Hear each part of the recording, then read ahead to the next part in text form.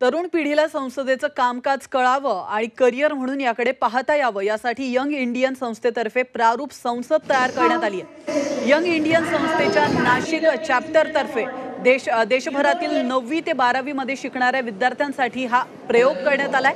संस्थेच्या वतीने नाशिकच्या दिंडोरी रोड परिसरातील दिल्ली पब्लिक स्कूलमध्ये ही प्रारूप संसद तयार करण्यात आली आहे। प्रत्यक्ष संसदेमध्ये कामकाज चालतं तशा प्रकारेच या प्रारूप संसदेमध्ये कामकाज केलं गेलं आणि यात देशभरातील 90हून जास्त विद्यार्थी सहभागी झाले।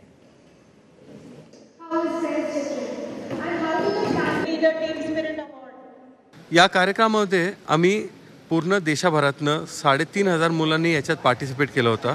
असे टोटल आम्ही 9 रिजनल राऊंड घेतले होते आणि एव्हरी रिजनमध्ये हे जिथे 9 रिजनल राऊंड घेतले होते तिथे मुलं शॉर्टलिस्ट होऊन त्यांनी एसे लिहिले होते वेगवेगळ्या टॉपिक्सवर आणि त्याच्यातनं जे सिलेक्ट होऊन याच्यात जे पुढे जाणार आहे त्यांना ॲक्च्युअली पार्लमेंटचं ना कसं वर्किंग आहे ते बघण्याची आणि ते समजण्याची संधी मिळणार आहे।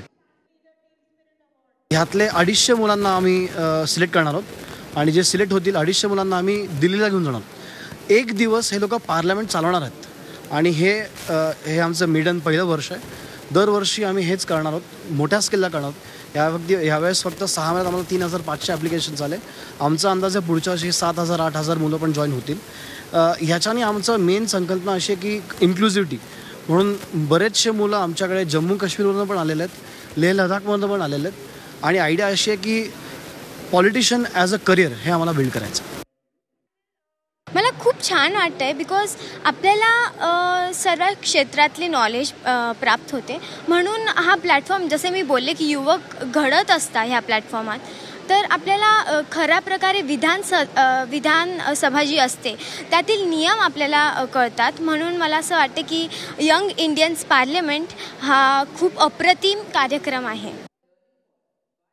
पण आता हे इव्हेंट करून मला जेन्युइन करिअर चॉईस ही वाटायला लागली आहे।